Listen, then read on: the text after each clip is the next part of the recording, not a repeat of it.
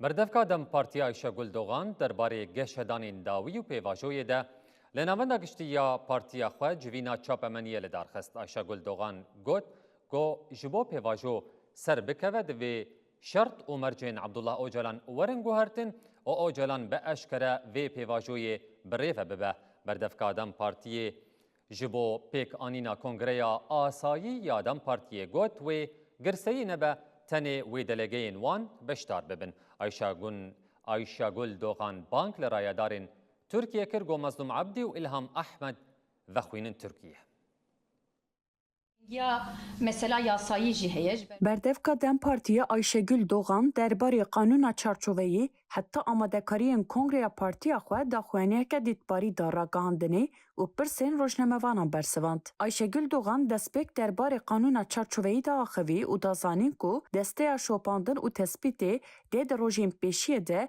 çawa xebatên xwe bike û kîjan beşên civakê dibin banê xwe de bigire wê diyar bike.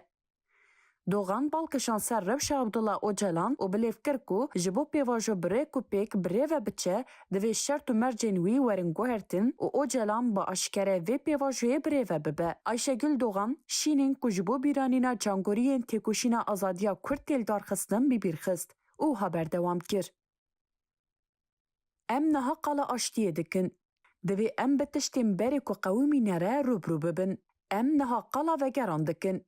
Hege pêvajoya sala 2015 bi ser biketa ew qas mirin û şîn jî nedibûn. Divê dê û bavên wan kesên ku di şer de jiyana xwe ji destane bên cemhev û şîna xwe bi hev re bigirin. Êşên xwe bi hev re bijîn.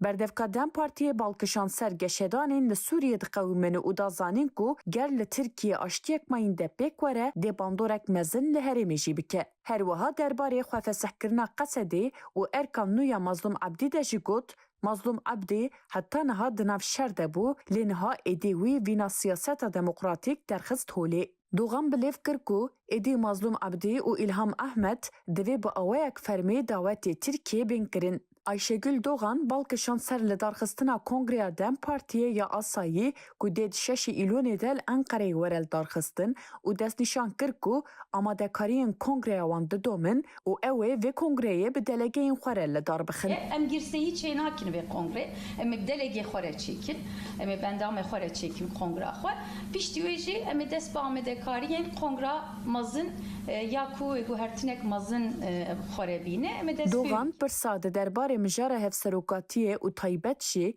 gotegotên ji bo hevserokên nû ku navê Leyla Zana û Selaheddîn Demirtaş derbas dibe wiha bersivand.